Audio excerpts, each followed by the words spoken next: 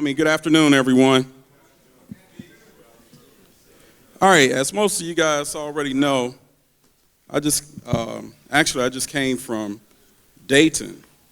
I put it on JPay about the kid, Kwalik Shelton, the 15-year-old who was murdered in Dayton, and he was an All-American track runner for the Dayton Wolverines.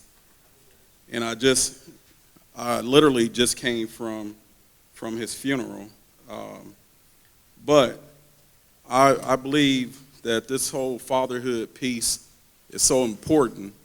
Instead of going home or visiting in Dayton, as I probably could have, I felt it was important to get back here for this program. I felt this important because, it's amazing. I hear some of you guys complaining, I'm not a father. Why am I here? And what I told one guy, you don't got to be a father, but you have a father. Whether that father's in your life or not, you still have a father. Because unless your name is Jesus and not Jesus, you got here the natural way, okay? Between your mama and daddy hooking up and having you. That's how you got here.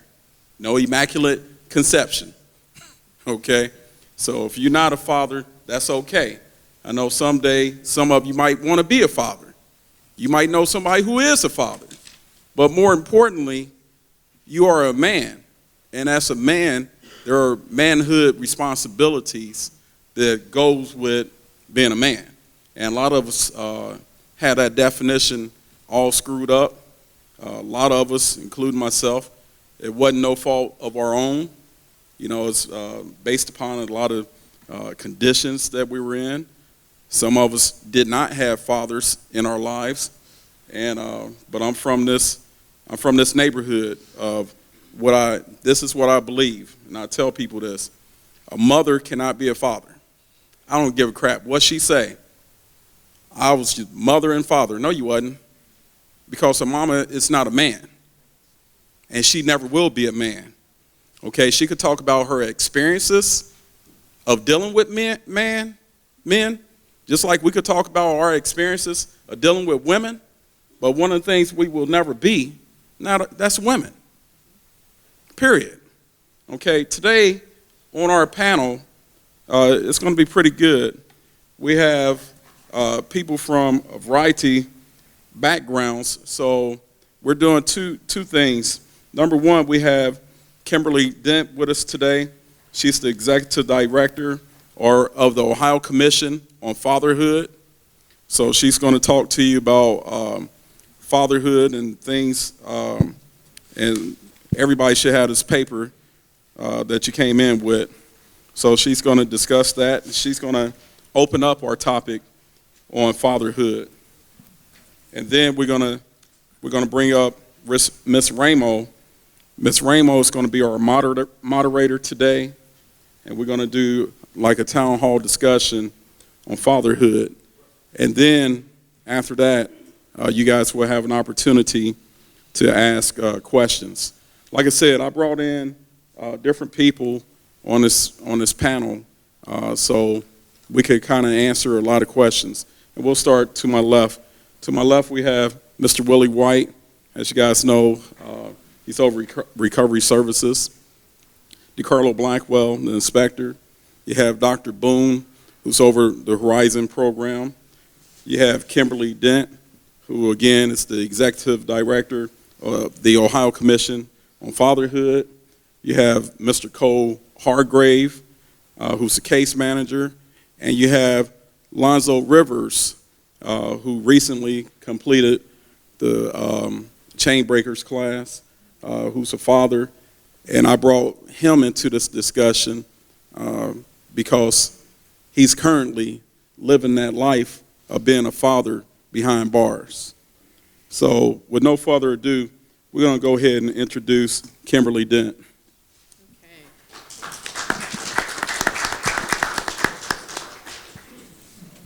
Okay.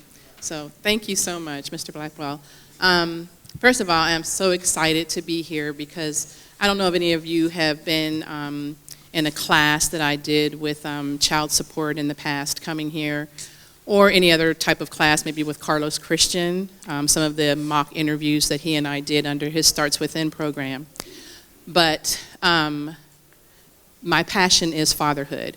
For some of it, the reason why is some of the statements that Mr. Blackwell had made earlier, that there are a lot of single moms out there trying to do it alone. That statement of I'm mom and dad, it comes from a place of hurt, but he's absolutely correct. Biologically, you cannot be mom and dad.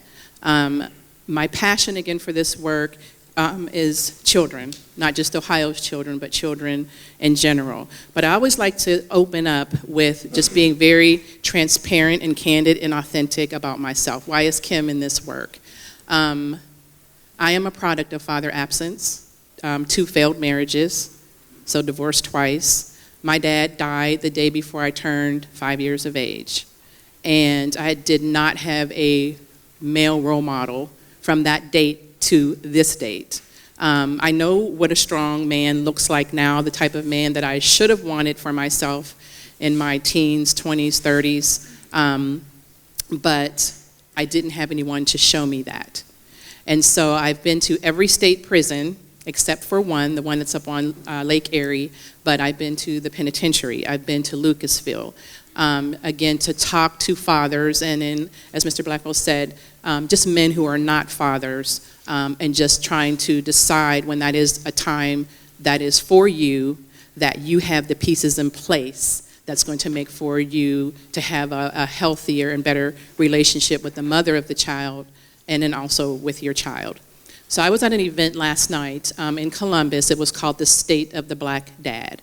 And the guest speakers were Ezekiel Elliott's father, Mr. Stacy Elliott, and State Representative Thomas West. He's on my commission as well.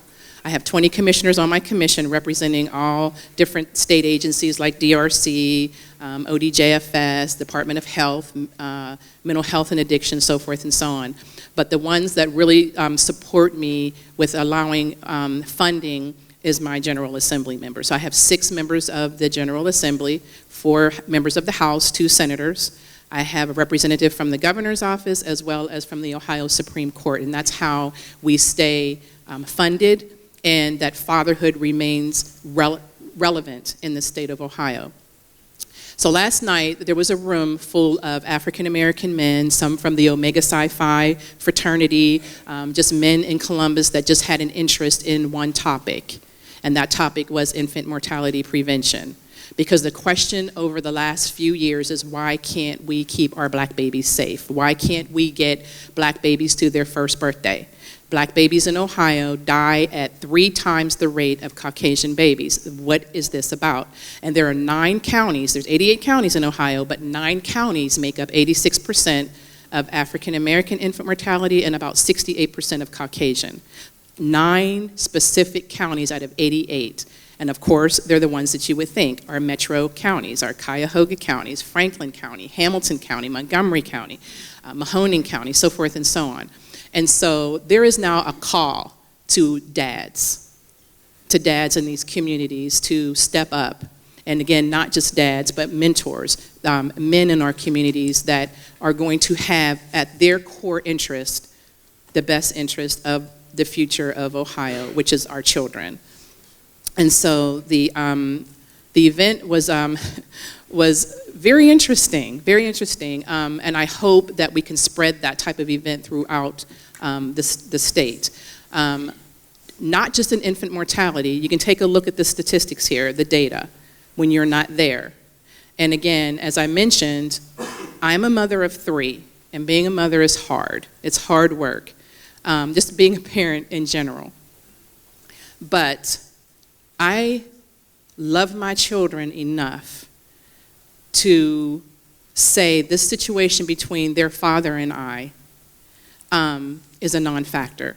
And I tell women all the time, you have to allow dad to be a dad. You have to move out of the way and allow him to parent your children. And you have to find a healthy co-parenting way of coming together and trying to decide what's best for your children. Now, it's easy for me to say it, But I know it's a difficult thing to do. When you take failed relationships and hurt feelings and children and child support, because I worked in that program as well for many years, and you put that in a pot and you mix it around, yeah, you're going to get some pretty contentious relationships that come out of that. But I tell women, once you love your children more than you dislike that situation with him, then you have arrived. So in my programming that we do fund that offers programming to dads, we try to help dads with that co-parenting aspect because we know it's not an easy thing to do. We can put you through parenting classes. Sure, go to this parenting class, Inside Out Dads, right? Starts Within, Nurturing Fathers. These are great evidence-based fatherhood classes. And in those classes, you address father-absent wounds that you have for yourself. And then you also address the type of father you want to be. And you make that decision. There's no right or wrong answer. You decide, this is the type of father that I want to be. But once that occurs, now you have to pick up that skill. You got to work it out with her, right? And that's not always easy to do. So we really are focusing on a lot of this co-parenting and healthy relationships as well. So when we take a look at, and so again, it's not just infant mortality. We have an issue with our kids being kindergarten ready. Now, I can do like a whole hour conversation about the brain development and the community to prison pipeline and how a 7-month-old baby who is in a home that is riddled and filled with domestic violence, a lot of yelling, just toxic stuff going on and noise, the part of that infant's brain that is constantly ringing is the amygdala. Our bodies are not formed or developed for that to constantly be ringing. That's your fight or flight. So we're in here and we smell smoke, everything shuts down and we all start to investigate. Do we run? What do we do? That's the amygdala. But when that's constantly ringing in an infant's brain, the part of the brain that's supposed to be developing that forms good decision-making, empathy, sympathy, just trying to learn processes that infants and toddlers need to learn, that is not forming because the other part of the brain is constantly ringing. And so what led me to that research was working with the Department of Education and Mental Health and Addiction and hearing about the statistics on preschoolers being expelled or suspended. We're not talking about folks in high school. We're talking about kids who were pull-ups the night before. I couldn't understand it. I couldn't wrap my mind around what in the world is a child doing where they have to be suspended or even expelled from preschool. And so if you back that up into infancy, that's kind of where a lot of that trauma happens. So yesterday, State Representative West did a press conference, and so he is introducing and asking the governor to take a look at childhood trauma, because a lot of the reasons why you guys are here was because of some trauma that maybe you addressed or maybe you did not address, some PTSD or some other issues that happened, in your homes as well. And so the thing is we have to start to address these issues, especially folks of color. I know that's not something that we always do in our culture is address mental health, but it's something that has to become a topic, of discussion. We have to put that out there. I know at our Fatherhood Summit, so we are having a summit, if anyone will be released, I don't know anytime soon, but by statute, I have to have a state Fatherhood Summit once every 4 years. And we have one in May, it's scheduled for May 20th and 21st, and we will have some presenters from ODRC, from ODYS, from Mental Health and Addiction, from Department of Health, so forth and so on. A lot of great things that will happen during those 2 days. But again, I have to just kind of really put forth Mr. Blackwell's comments on just the value of not just fatherhood, but of manhood, which really depleted over the decades with different ways that folks view fathers. When I think of programs like Married with Children and The Simpsons, they were supposed to be, entertaining, but it sort of depleted. It actually took away what the value of dad had in the family, right? And so what we're trying to do is to just kind of erase that image and that dads don't matter, because they absolutely do, and the research shows, okay? And so I'm going to kind of stop there, because I know there are going to be some questions and other folks that want to talk about different things, but I do want you all to know that there is a state Department of Job and Family Services that houses the Commission on Fatherhood. And we've been around since 1999, and there is not another state in these United States that has a commission that's structured this way, with commissioners that provide funding to fatherhood programs, that sit at the table and talk with other areas about policy to ensure that policy and law are both father-friendly and father-inclusive. So just know that folks on the outside are working hard for you as fathers and just you as men in general. Thank you. All right. All right, thank you, Kimberly. Before we move on, what I want to do real quick, we need to add one more table out here, because I want to make sure everybody has an equal seat at the table. So give us 1 second to bring out this other table real quick, because I don't want Rivers or Mr. Hargrave sitting outside the table. Hold on 1 second. Ready? All right. All right. Well, again, we thank Ms. Dent for the information. And again, like we said, we're going to allow for questions and answers. But what we're going to do right now is just have our panelists just introduce themselves real briefly, just give a little bit of background about themselves. I'll break the ice. I don't mind going. Again, my name's DeCarlo Blackwell. As we talk about fatherhood, I am my mother's third child, and she had me when she was 17. And I am baby number 3 at age 17. So I tell a lot of people, you can imagine what our background kind of looked like if I'm baby number 3 at 17. So from Dayton, Ohio, originally I was born in Cincinnati, but we moved to Dayton when I was about 4, so I claimed Dayton as my hometown. Yeah. Dayton Dunbar, to be exact, Wolverines. So anyway, my background, grew up in Dayton.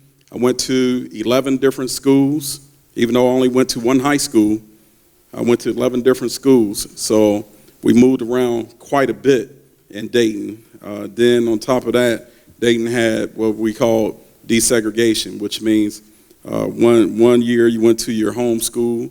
Like 1 year I would go to Jane Addams. Next year I go to Drexel, for those of you from Dayton. 1 year they sent us all the way. I live on the west side of Dayton. They sent us all the way to Wilbur Wright. Anybody from Dayton? Well, Wilbur Wright. I went to Orville Wright from the west side of Dayton. So that's literally going all the way across town to go to school. All right, so my background, Dayton Dunbar, graduated from the University of Toledo. Like Ms. Dent, I've been married, but I'm on my second marriage. The bad part about being married twice, based upon my own behaviors, I lost my relationship that I had with my stepchildren, that I call my children, from my first marriage. So that's not a good thing to go through, and still want that relationship with them, being transparent with you guys. And now on the second marriage, I have 1 kid of my own and then 4 stepdaughters. So that's my story. All right. My name is Willie White. I'm the Recovery Services Supervisor. What'd you say, Ms. Ramo? Okay. I'm the Recovery Services Supervisor. I am a father of 1. I have 4 grandchildren. I am the oldest son of 4. Grew up in an addicted household. I was actually looking around the room. I had a couple stepsons that were on the campus. I don't know if they're still here or not.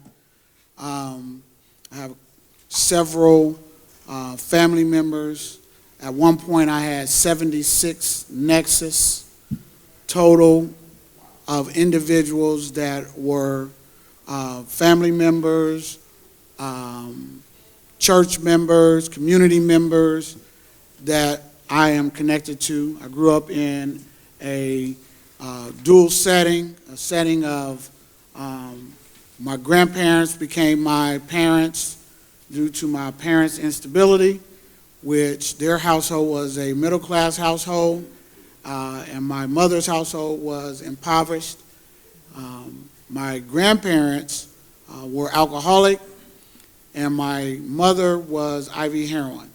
My father spent his entire life in prison.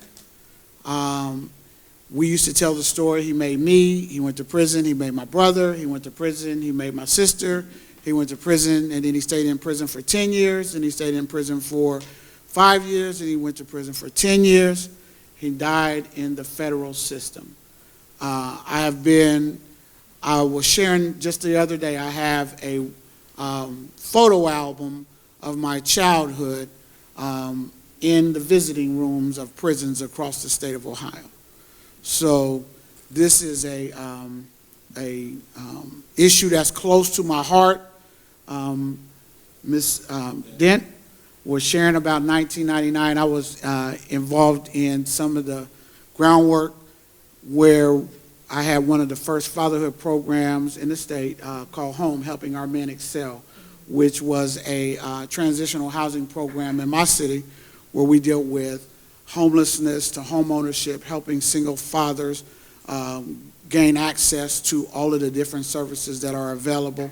And it is a beautiful thing to see the state of Ohio step up and say that fathers matter. We are that disposable population, and this sheet that has been going around for years, every negative statistic in our culture, homelessness, drug addiction, crime, undereducation, every statistic that we have in our culture that is identified as negative, one of the top percentile factors contributing to that is fatherlessness. And they never talked about it for the longest. But we matter. We matter to our children. We matter to our communities. We matter to our family. And not just to bring home a check. We matter for emotional stability. And changing that picture starts right here, right now. I've also been to prison. I'm an ex-felon. And so don't buy the lie that because you've been to prison, you can't succeed. Every lie, every image that they told me that I could not do, I have been able to do. I got out of prison undereducated, without hope. I was able to get my GED in some type of program. Today I have a master's in psychology. I am an independently licensed counselor in the field of chemical dependency. I am a supervisor in the Ohio Department of Mental Health and Addiction Services, operating in the state of Ohio inside of a ODRC facility. It can be done.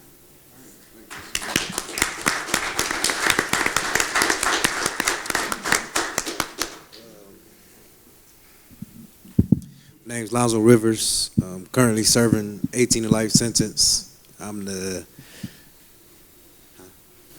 can't help it. I'm the last of 8 kids. I got older, two brothers and 6 sisters.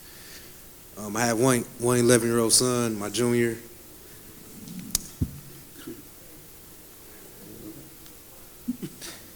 I don't know. I can't really say nothing about my childhood. To me, my childhood was normal, but now after being in here and going through Mr. Blackwell's class, I see like my childhood wasn't normal. But to me, that's what childhood was. I bounced around from my dad, my mom, my grandparents. It was just coming up. It was what life was. My family was middle class. Can't really say nothing bad about them. Like I said, to me, it was normal childhood, But now, everything that I'm in now, I look back at things and see like, it wasn't normal. And my thing now is trying to stop my son from making the same choices I made. You know, growing up, I was good at sports. I was one of the top cornerbacks in football for my school, Toledo. I grew up in Toledo. My senior year, I was picked to win, or I was picked to compete in the state championship in wrestling, all-city track star, and I just, you know, everybody thought I would go to college and stuff. I chose another lifestyle. You know, I chose what I seen. I grew up with a family full of drug dealers. You know, I got killers. I got a little bit of everything in my family, and that's what I chose to do instead of what I was good at. Now I'm here serving an 18 life sentence for murder, and trying to, you know, the false narrative that I done taught my son before I got locked up. I'm trying to teach him that some of the things that I taught him, that they were wrong, you know, that I thought was normal, I see now that they were wrong, and trying to stop him from making the same mistakes. Like I said, he's 11. He's already good as hell at football. You know, he plays football, he runs track, he does soccer, plays baseball. You know, I spent a lot of time with him.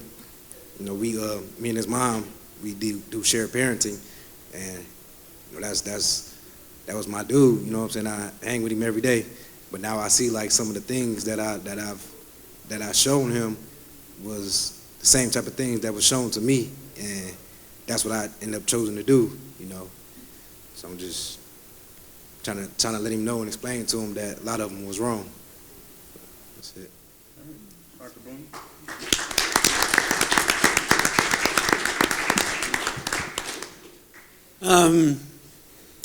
Both grandparents were functional drunks.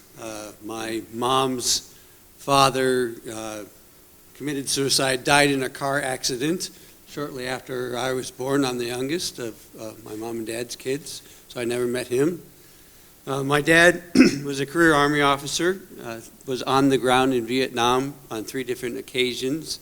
The last time he was there, he flew over countries we weren't at war with without dog tags, meaning that if they were shot down, nobody was going to come looking for him. He did that and would write letters home explaining, you know, the beliefs and the core values he had and why he was willing to do that. And with the 5 of us at home, you would think that was a strong family, but if you're familiar with Vietnam, they came home and they were booed and they were jeered at, and it had never been done before in American history, and he felt total betrayal of his country. And so I grew up with a very angry dad.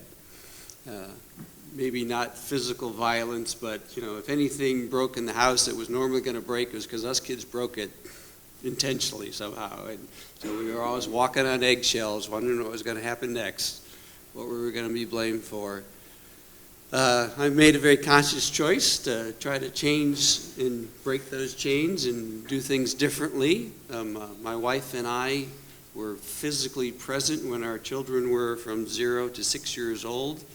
So we always had part-time jobs for a number of years so that we could be there and be present. My wife has a master's degree in childhood education and a PhD in family science, and leads the Ohio State Center on Family Engagement. So I have a lot of competition in parenting. Some of the things we did different is we sang transitions. When you wanted kids to clean up toys, we would have these little things that we would sing. That wasn't the way I was raised. So learning to do things different. In some ways, it seems to have worked kind of good, because I have 3 valedictorian children that have been captains of their various sports or clubs and excelled at school. But I also have children that have, you know, high anxiety stress disorder, because they think that competing at the highest level is something they're supposed to do and can't handle it. So that everything went right. So sometimes life is a mixed bag.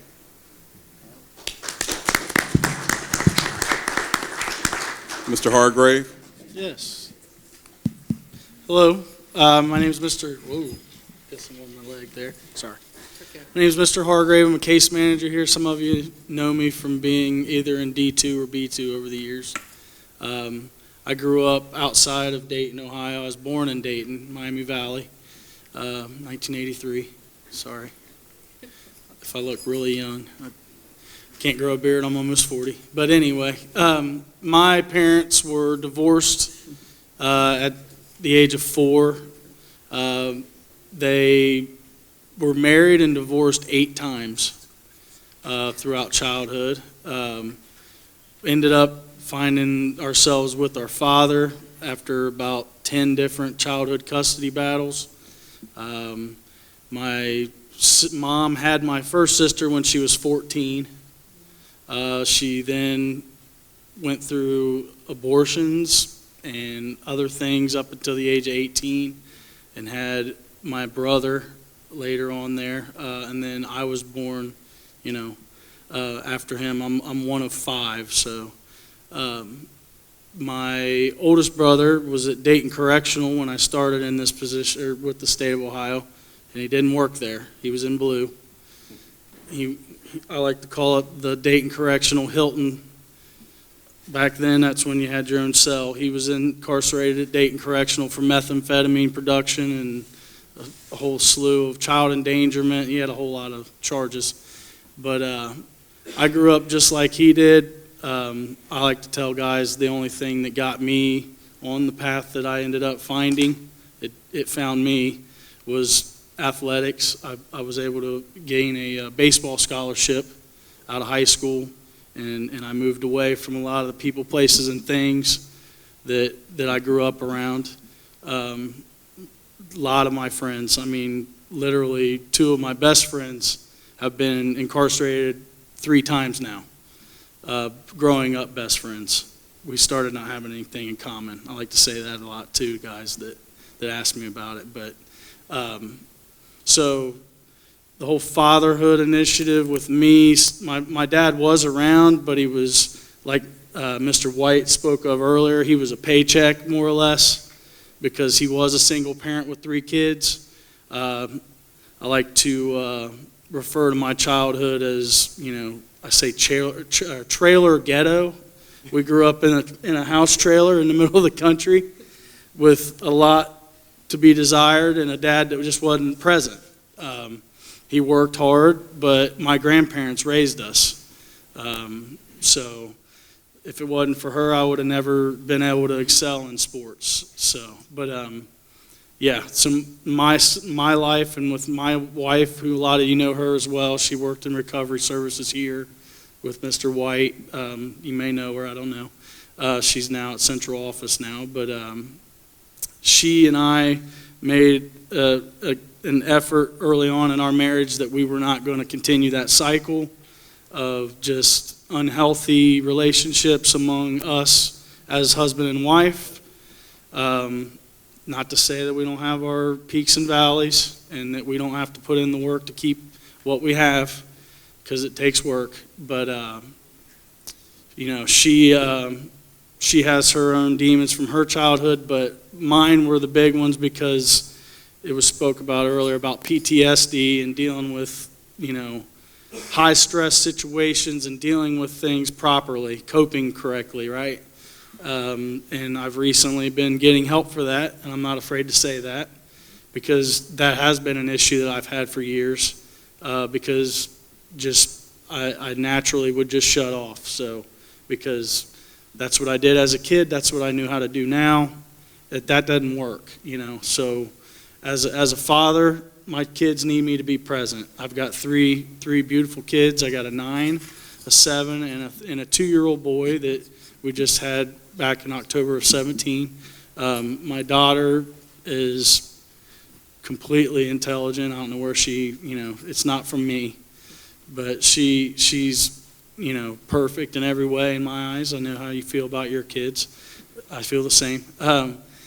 But, I'm dealing now with a 7-year-old that's dealing with the same problems that I had as a kid, where, anxiety and different things because of what you were exposed to and what she spoke about in terms of your brain function and dealing with high stress scenarios constantly. You don't develop the proper way. And she is at a point where she's having anxiety attacks at 6 years old, and that was a lot to do with the way I was coping as a parent and not properly, conveying my message. My way was always, there was no in between. It was either like his dad they walked on eggshells for a long time. And that's my fault, and that's something I'm working on. But the importance of fatherhood is, even when the father is in the house, if they can be there, but they can still not be there, if you know what I mean. That was my fatherhood experience as a child. My dad was just not there, but he was raised where providing was just the way you had to do things, right? His dad never told him he loved him, so that was something that was just awkward. So like, he would work, pay the bills, we would have our chores, and that would be our day. And then, I'd have an outlet of baseball when my grandmother would pick me up. So I'm always open to talk with you guys. Some of you have spoken with me in my office about different things, but this is a very important topic to me. It's always a work in progress, and you're always going to have peaks and valleys, but just understand what your goals are and try to get there, try to reach those, right? So thank you for listening.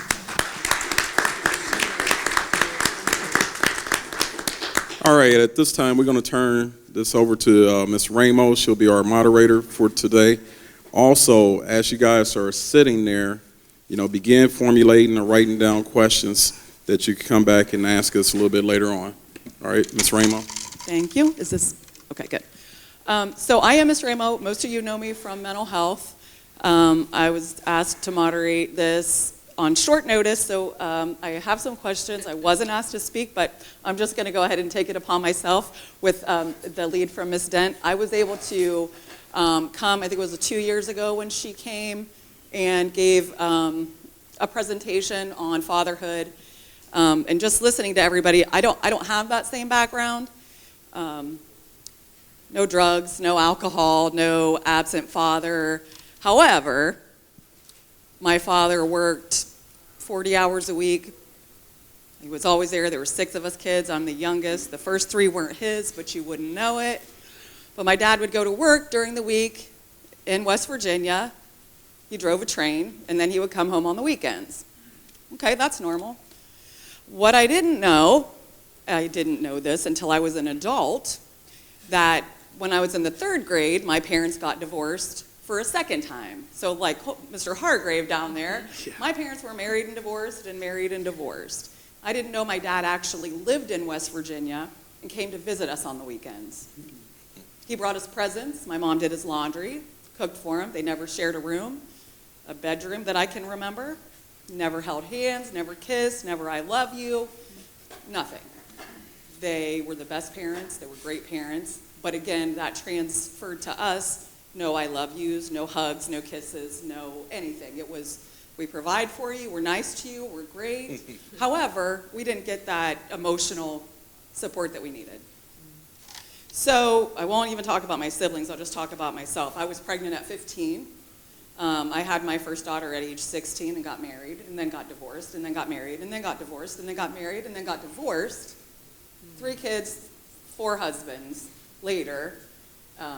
3 ex-husbands, 1 sticking around for a while. 20 years in, I think we're good.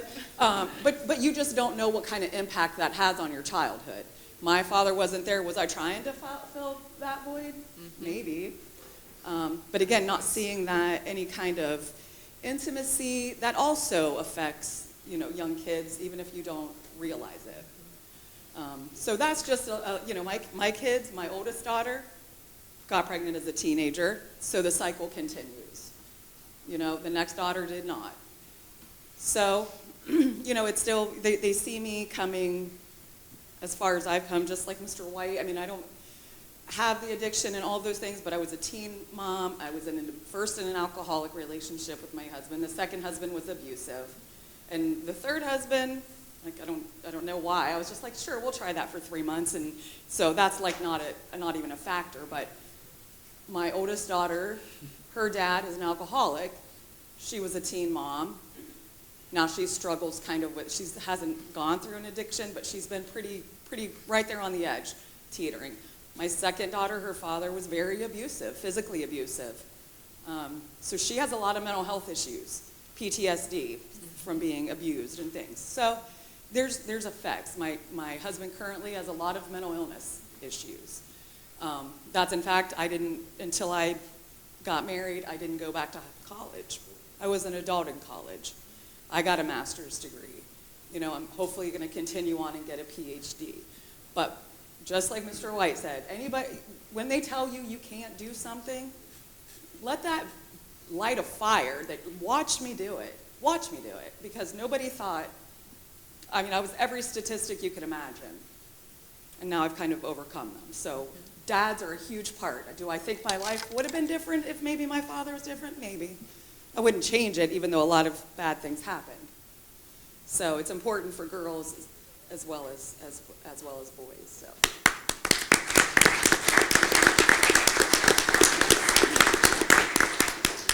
So my first question to the panel was, how many children do you have and what are their ages? Guess what? Everybody already said all of that. So my next question is, and the only one that I think I heard mention it was Mr. Blackwell. Does anybody have a blended family where you have stepchildren? And how is that different than parenting your own child, if it is in fact different? Having a blended family is a challenge. And going through it twice is definitely a challenge. Number one, my first marriage, it wasn't as challenging because the twins were 3 when I first met their mom. So, and their dad wasn't in the picture, so I became dad. So that wasn't an issue. Now, second marriage, the kids were 8, 14, 16, then the other one was grown. So now the question is, and I have a son who was also 14 at the time. So now we're all in one house. So my son go from being an only child at home, to now 3 sisters at home. But for him, that was good because the pressure was off of him because now it could be spread out. But the challenge part of anytime you have blended families, number one is discipline, because that parent and then you have different values on how you raise your children. So and at some point those values are going to come into conflict, and usually it's not the 2 parents that have the issue. It's usually the step parent and the kids. And now the mom is in the middle. And, and for my wife, that was an uncomfortable place to be. It's always having to figure out whose side do I go with. And for her, trying to take nobody's side, but trying to just ease everything. So, as we talk about blended families, I think the toughest thing is managing personalities and learning how to co-parent together where it could be a successful household.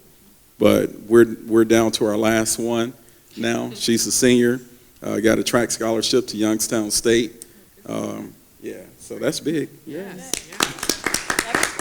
that's big. So, and it has worked. And, that's through a lot of prayer, but also a lot of conflicts with me and mom. So now it's more so me and mom have to work on our relationship with the kids, more so out of the picture. Thanks. So kind of the opposite of that I'm sorry, Mr. White. I wanted to touch on, I know you said that Mr. Blackwell was the only one who had a blended family.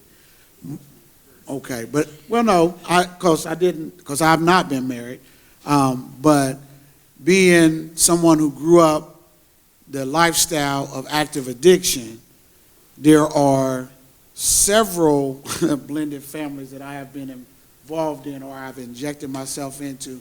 And so I wanted to address that process of stepchildren. One of the things that I learned over time is that there's no either I love you as a child or I need to get out of the way. And that is a process of maturity. As long as I had the concept of step, then I was not committed to the process. earlier I said I might have some stepsons that are in here, but those gentlemen that have been on this compound, the reason why I looked around is because some of those guys, I was involved with their mother 20, 40 years ago, maybe, and they found me when they needed help because of who I was in that process. And so when you think about blended families and you think about the impact as a man, there are a lot of different places that you have the ability to impact individuals in a way that has the ability to change their life. And so I have a grandson that my son that's in the system where I have 3 granddaughters that are my son's biological children, and I have a grandson that is not my son's biological son.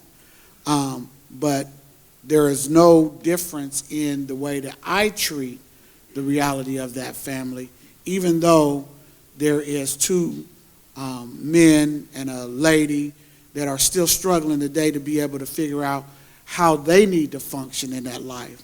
And so, but the importance of being a stable role model in that system is very important to me.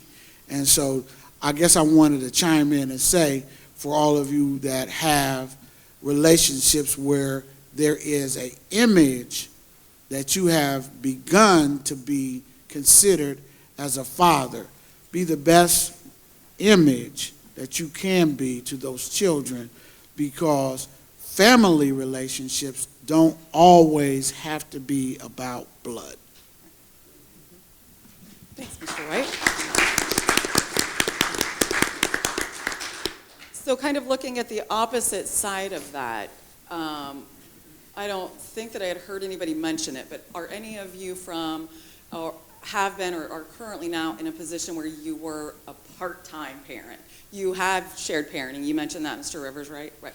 So are you comfortable sharing how you did shared parenting, or, you know, were a part-time parent, and how that is different than if you are a full-time parent or have that child with you all the time?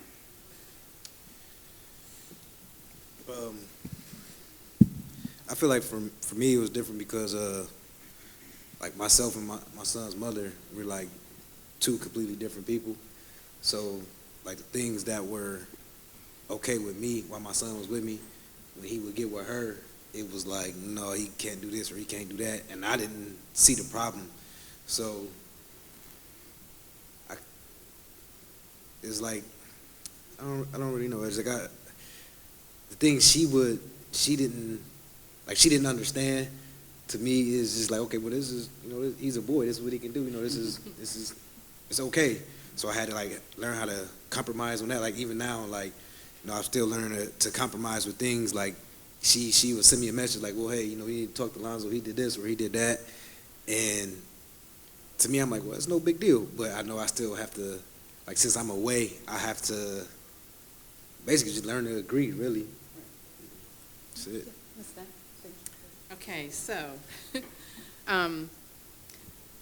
so in Ohio, of course, if you are married, you don't have to worry about getting shared parenting or custody. So any woman that has a child out of wedlock, she's 100% sole custodial parent calling all of the shots. And so no, not by a court document, because I had divorces. My kids' dads had rights because we were married when our kids were born. So not, again, by document, but here was my struggle, where I knew I had to, again, check myself as mom and move out of the way to allow my son's father to father him. So I didn't tell you guys about my kids. So I do have 2 daughters, 33, 25, and my son, who is perfect. He's 19. And I'll explain to you why I say perfect, because I love my daughters as well. But he graduated from high school in Columbus last year, and he's now in the Navy. So going back to you as a female, not having a father at all, anywhere. searching in high school. So I love track. So young ladies that run track, I mean, they have my attention. I love track. But when I was in the 10th grade, I started to date a basketball player. Insecurity for me was, there's no one else calling my man's name on the basketball court, so I quit track and became a cheerleader. I was not interested in being a cheerleader, but that was the insecurity in me because now I'm dating a basketball player. So there's an issue for me as a young teenage girl. So nonetheless, at 19, married my first husband, which was my high school sweetheart, and had a daughter who's 33 now. Again, that our marriage did not work out. Again, we were just too young. 19, we were just too young. Then married my best friend, and we're still good friends, but we should not have gotten married. We should have stayed friends, but had 2 children, Jada, who's 25, and then RJ, who's a junior, who's 19. So here's where I had to be checked. I'm mommy. I'm the mama bear. I love children. I love your children. I don't even know your children. I just love children, and love my children a whole lot, especially my son, because he was my baby. He's the last born. He wasn't planned, and he's a boy out of all the girls. And I know how they tortured him, and I don't know if you guys have older sisters, but what they do to you, they tell me now what they did to my son because they knew they couldn't tell me back then, but because he's so much younger than they are. But there are times when we divorced, RJ was 5. Like I said, he's 19 now, so he was 5 years old. And I knew that I had to talk to their dad to say, I know what this divorce decree says. It says you have standard parenting time. That's every other weekend and 1 day out of the week, which is typically a Wednesday, the middle of the week. But you already know. You come see your kids, you come get your kids whenever you want. They just had to put this to get the divorce decree through.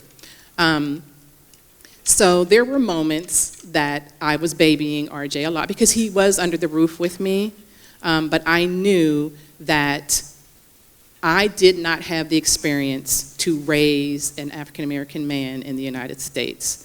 I can teach him things like get your homework done, be kind, so forth and so on, but what is my experience about being a black? I have no idea what that is and how to get there, right? My daughters, easily.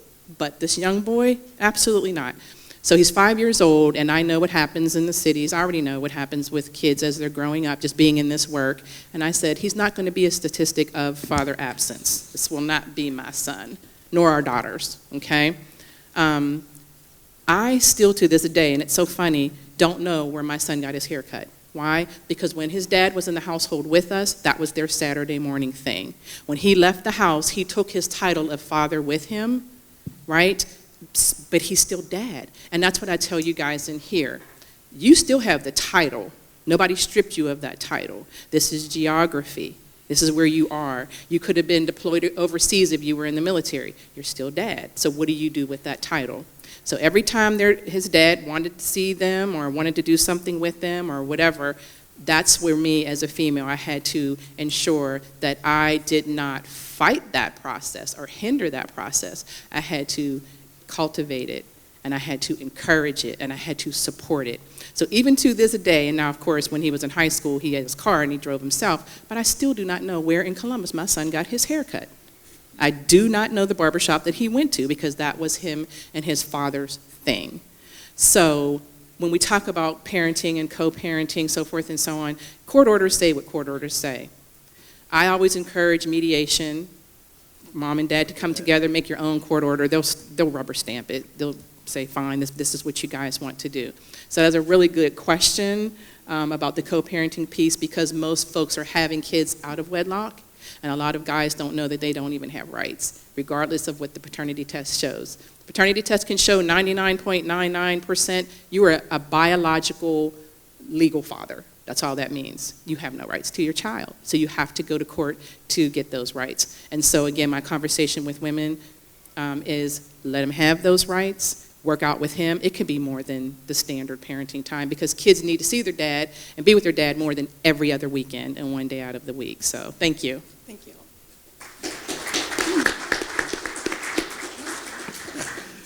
Me and Miss Ramo getting ready to have a fight. I know. Mr. White don't know what I'm talking Right, well, I didn't. I'm just kidding. My son, I became a single custodial father of a son after he was 12. And I fought this battle. It's crazy that we're having this discussion because the laws in Ohio changed to accommodate the mother because of men not standing up to that process. And at a time, the child was not automatically given custody to the mother. The male and the mother and the father had equal rights. And as a result of that, I was able to challenge the system. I did not have to file for custody. I just had to prove that I was the better option at the time to get custody of my son. And so I had to fight that process, and it was a dramatic change. Thumping my chest, he's mine, he's mine, he's mine, I'm responsible, blah, blah, blah, blah, blah, until that day when the decree was actually signed. And there's a lot of things that I'm leaving out. When I got to be the full 100% custodial parent with all responsibility of my child, I got the opportunity to see it from the opposite side, because since I won, and a part of me winning was he chose to be with me, his mother's family stepped completely out of the scenario, and they didn't want to be involved at all. And so I had it was the scariest moment of my life. I thank God for the support that I had, but I can remember him looking at me, and everything that was for him was now my responsibility, and it was the biggest thing that I had ever seen or felt in my life. I was now responsible for health, I was responsible for food, I was responsible for shelter, I was responsible for his safety. In my mind, I was just responsible for everything. So I went from being a non-custodial parent, being someone strung out on the streets, not involved at all, to being what they now call, he got mad at me about 3 years into the situation, and he said, I remember when you weren't there, now you're super dad. And so I went from being that to being what they call me now still, is a helicopter parent, because I hover. But that whole process of understanding what you believe and how you function around your kid, I can remember making a statement. There's a little place that was a restaurant. It's no longer a restaurant. And I was riding past the restaurant, and I had never been in this restaurant.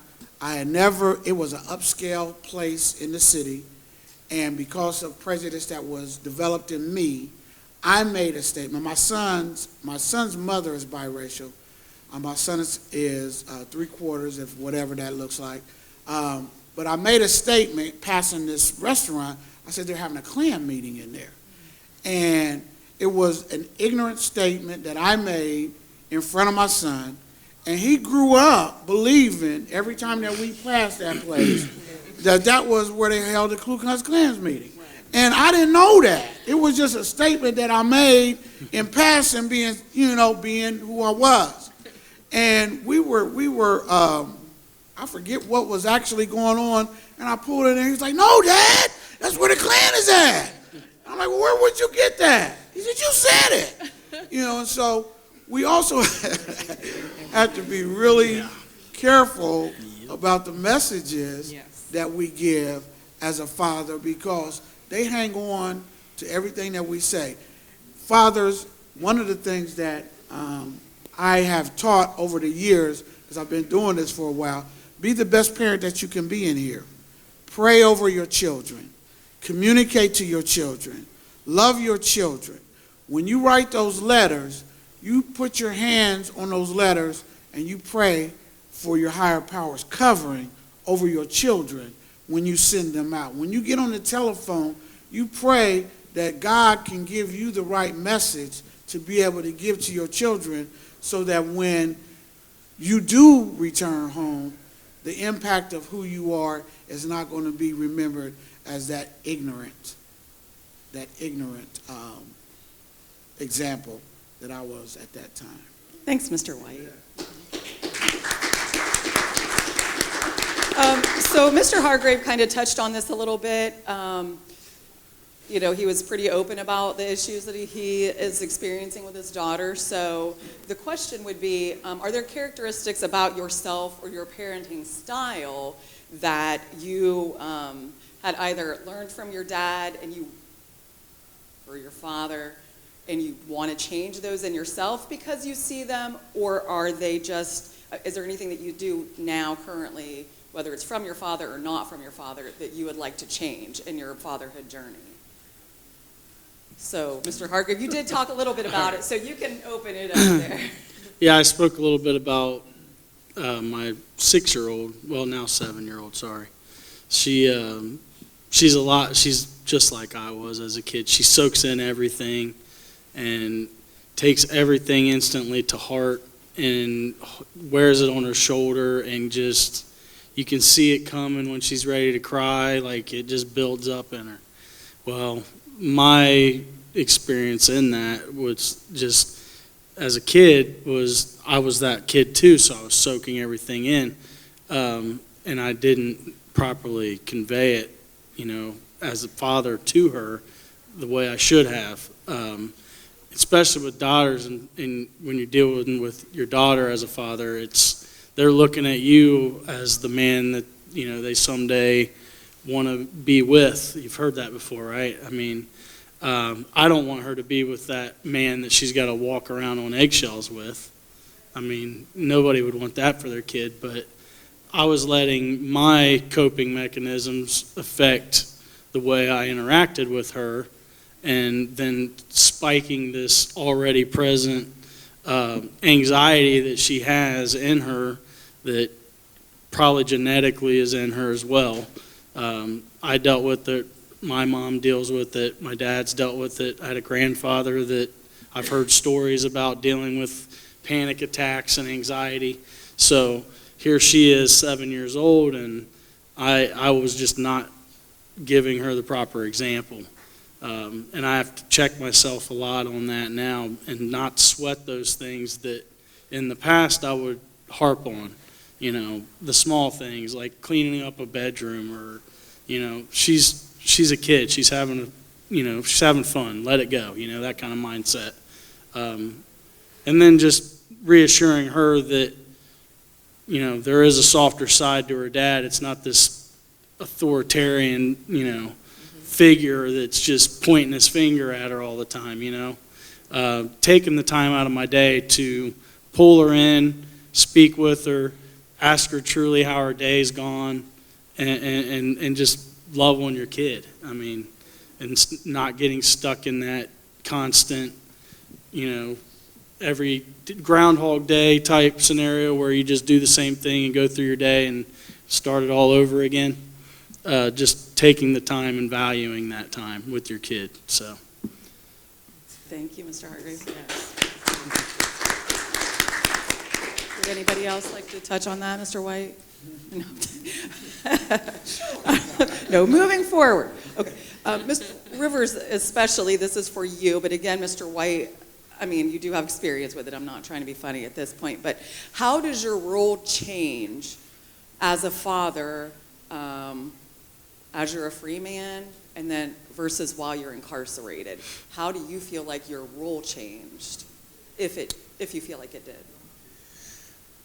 I can't say so much that it's changed, but now, like, I listen a lot more to my son, because I know, like, he's going through a thing. Like, for example, while I was in Mr. Blackwell's class, my son ain't never disrespected me before.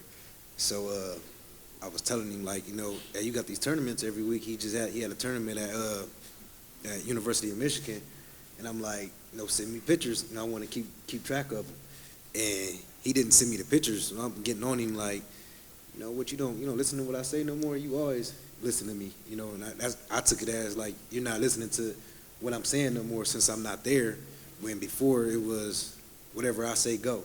So I'm getting on him about it, and he hung up the phone on me. Then I lost my mind, like, hung up the phone, disrespectful. So I talked to Mr. Blackwell, and he's like, just give it a day and see where he's coming from. But at the same time, I taught my son, like, which I feel like now was wrong. like I teach him, like, man, don't cry. You ain't supposed to cry. So my son will not cry in front of me. So when I called back the next day, I'm like, hey, what's going on? And immediately he's like, hey, I'm sorry for hanging up on you, but you told me not to cry, and I was on the verge of crying, so I just hung up the phone. And I'm like, damn, so I had to go back and tell him, like now that I'm not there, it's like I feel like I gotta realize a lot more. I gotta listen to him more now than before. It was just like I just showed him things like, hey, this is this and this is that. Now I feel like I have to listen, and see where he coming from. Can I add on to that?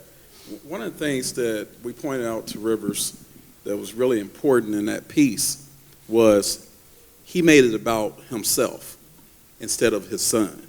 Yeah. You understand that? So the anger that he felt was, I don't have control right now. And what I had to get him, and the guys in our class had to get him to see, that it wasn't about you. What can you do to help your son? How can he become more expressive on the disappointment that he's feeling by you not being there? So that's the struggle that we have to take on, and really you have to take on while you in here, because the first thing he's saying, I got to call him and tell him about himself. No, what that would have done was what? It made him shut down. Yeah, it drove him more away.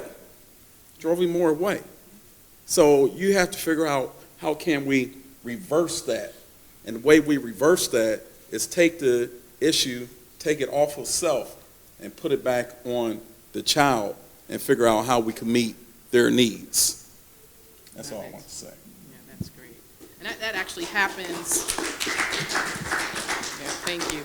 And I'm so glad that's what you're teaching, because kids will take you there. You don't have to be in here for you to exercise that way of dealing with our children whenever they do start to, what did we used to say, smelling yourself, yeah. Right? When our kids get to a certain age and they think they're grown in those teen years. So I think that's excellent, and I think that's something that we as parents need to exercise, not just because you're here, but out, in the community as well. So thank you for that.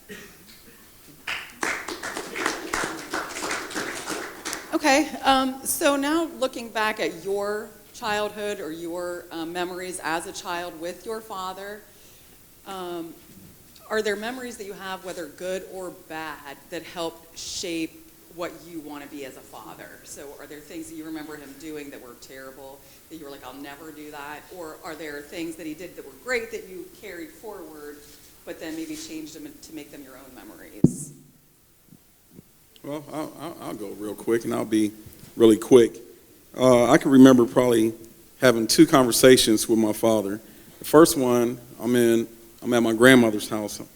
I'm maybe 6 years old, and he said to me, "Do you know who I am?" I said, "Yeah, you're Willie." And he said, "But do you know who I am?" I said, "Yeah, I know you're my father."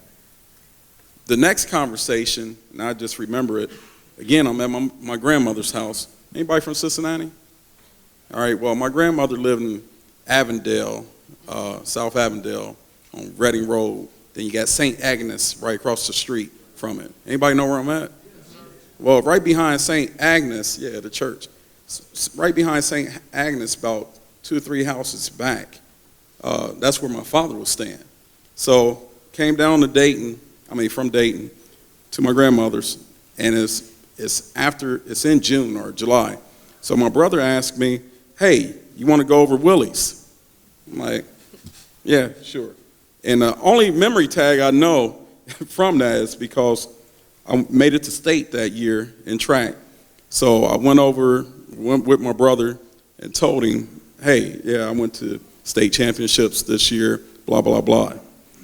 Now, let's take it to my freshman year, January in college. Willie dies. And I happened to call home, talk to my mother. She said, "Hey, Willie passed away, blah, blah, blah, this, that, and other. Are you going to the funeral?" I said, "No, for what? That was your husband." So did I go to the funeral? No. Did I feel bad about it? No. I'm 18 at the time. I'm 51 now. Do I feel bad about it now? No. So I didn't harbor any ill feelings. It's just that I couldn't feel for a stranger. I couldn't feel for a stranger. So, not that I don't care about human life, but like I said to her, that was your husband. And he was just a name to me. He was Willie. So I'll pass on that. Well, is there the second part was, is there something that you are doing now currently that your children will remember? Oh, absolutely. And that's making sure from day one, and I heard listening to her talking about paternity. From day one with my son, I wasn't with his mom, but from day one, we had a child support agreement in place. How I know? Because I knew the lady from child support from classes that I was doing, Pam Boss. So from day one, we established that. From day two, we did a shared parenting agreement, okay? But here's the part about shared parenting.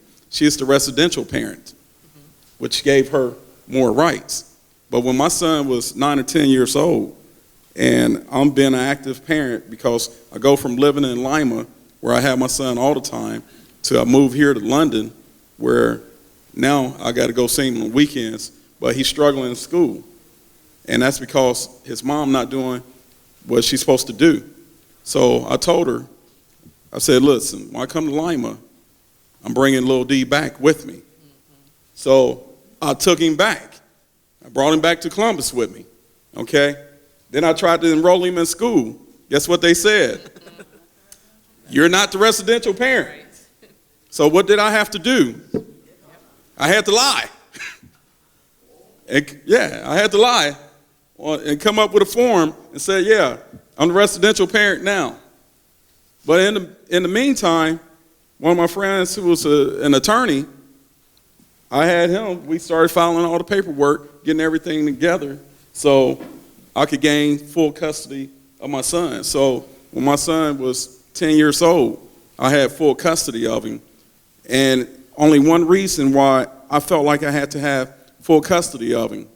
I understood at this point, whether he failed or succeed, it would be my fault. I was responsible. And that's where being a man come in at, because at that time, I was a single dude. I'm working at London. I'm making pretty good money. I'm living the best life I can by myself, But I knew that boy had to have his dad full time. Mm-hmm. And if he didn't, and if he failed, it was my fault.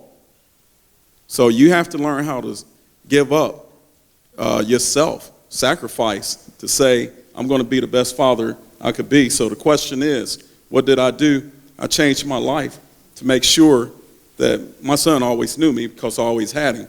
But I had to make sure that my son was in the best possible situation he could be in, and that's me having custody of him. Sure. So that's what I did different. Good.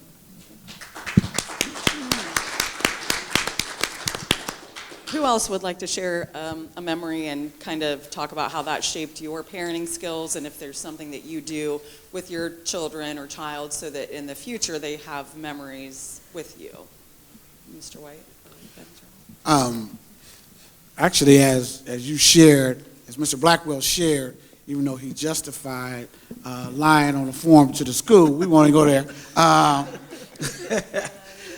But as you shared, I just had a leap of gratitude because my grandmother and my mother made sure that my father was a part of my life. Like I said, I got pictures growing up in prison all over the state of Ohio, where they would bring me to these visiting rooms, and you used to be able to take food in here. We would cook food and bring it into the prison. But I said that to say I was made to know who he is, and my father's name was also Willie, so there's a whole lot of Willies being talked about today.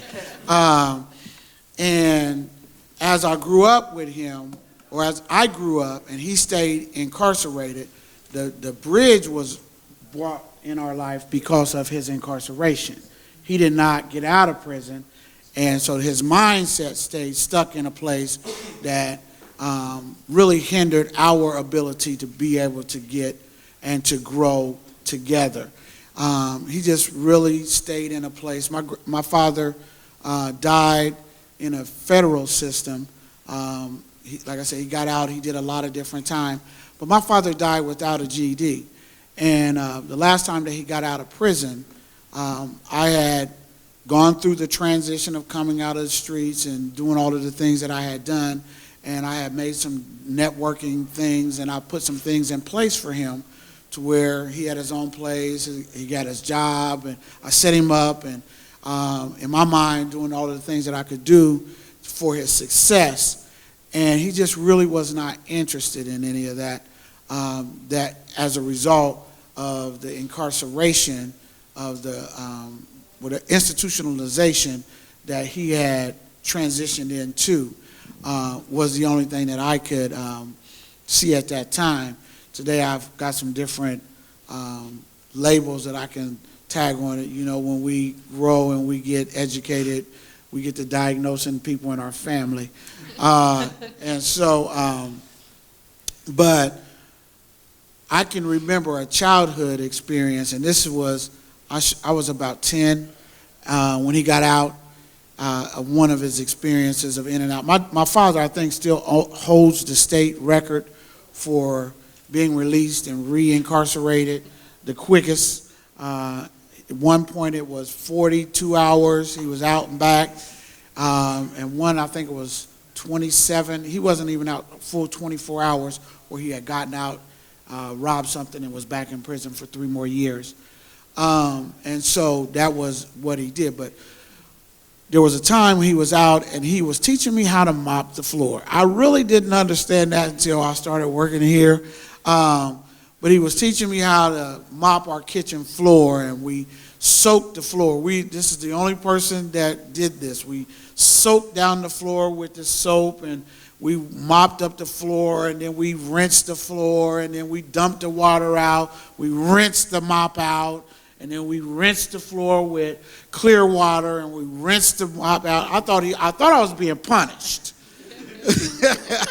I really did. I thought I had did something really, really wrong. And we hazed, the floor hazed up. It was the cleanest our kitchen floor had been, I think, ever. And we even moved the kitchen table out in the backyard, I do believe. And so I had to do it again, and we got it clean. And I remember him saying that whatever you do, whatever kind of work you do it with excellence. And so even if it's mopping a floor, you do it like it matters.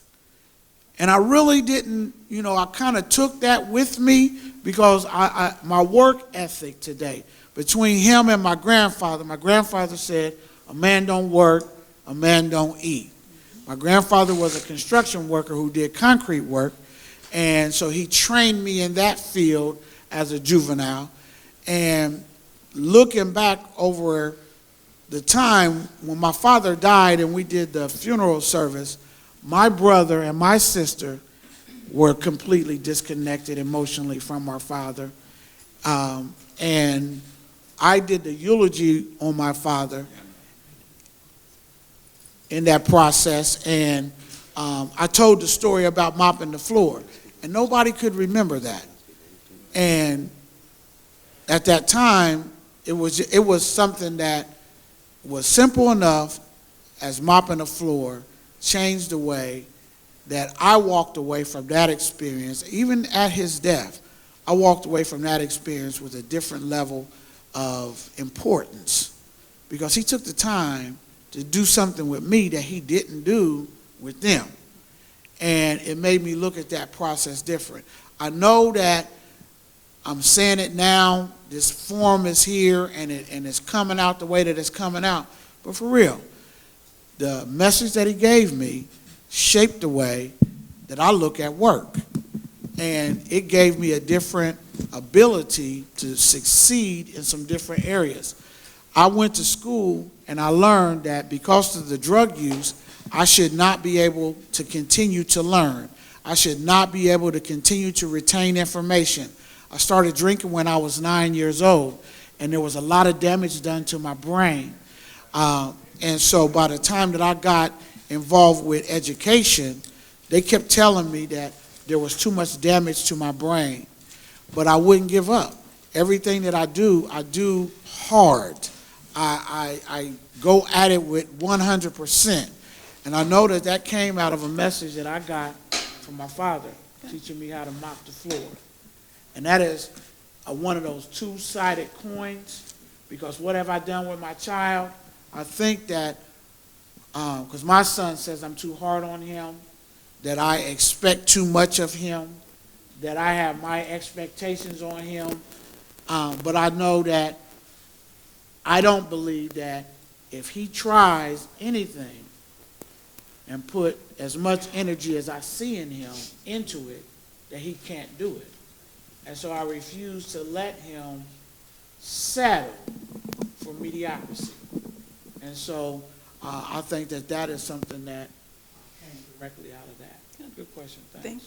Thank you. We are going to open it up for some questions from you guys, but I specifically wanted to ask Rivers the same question about what are you doing now to intentionally make memories? Like Mr. White talked about how he has a photo album of his dad growing up in prison. So you've shared with us you have a long-term sentence. You don't know how long it'll be, so you still want to have an impact on your child. So what can you do from in here to continue making memories, positive memories for him? One, like I got good and bad memories from me and my dad. I spend a lot of time with my son, and so now even being here, I still try to make sure I spend a lot of time with him. Like, we see each other twice a month. I very rarely use the phone, but I call my son every day, to talk to him, see how school was, what he do today. Growing up with my dad, so I think somebody else said it earlier, it was never any I love yous or hugs or anything like that. Even now, like, he came and see me, and it was weird to give him a hug. So with my son, every time I talk to him, I make sure I let him know, like, hey, I love you. And when he comes see me, I hug him. And like a lot of the things that I grew up and seen, I used to tell myself, like, hey, I ain't gonna do the same things, but I did. And so now that I'm here, I'm able to talk to my son and then explain to him, what I was doing. I'm like, hey, I know you seen this and you seen that. It wasn't right. Like, for example, I've been selling drugs since 7th grade. In my family, it was all right.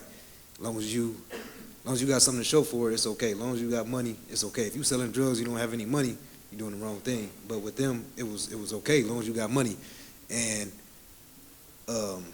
when I got in here is when I was talking to my son. I'm like, hey, when we used to be with me, and I would meet people, them weren't my friends. I was selling drugs and it was wrong. And he's like, Dad, I know. And it shocked the hell out of me. Like, what do you mean? He's like, I knew what you were doing. But now that I'm here, I can explain it to him. Like, hey, well, this ain't what you should be doing. You don't need to do that. This is wrong. However you look at it is wrong. Even if my family, if you work, it's like it offsetted it. Like, you can work. If you sell drugs too, it's okay. So I explained that to him. Just because you work or just because you do good in school, it's not okay.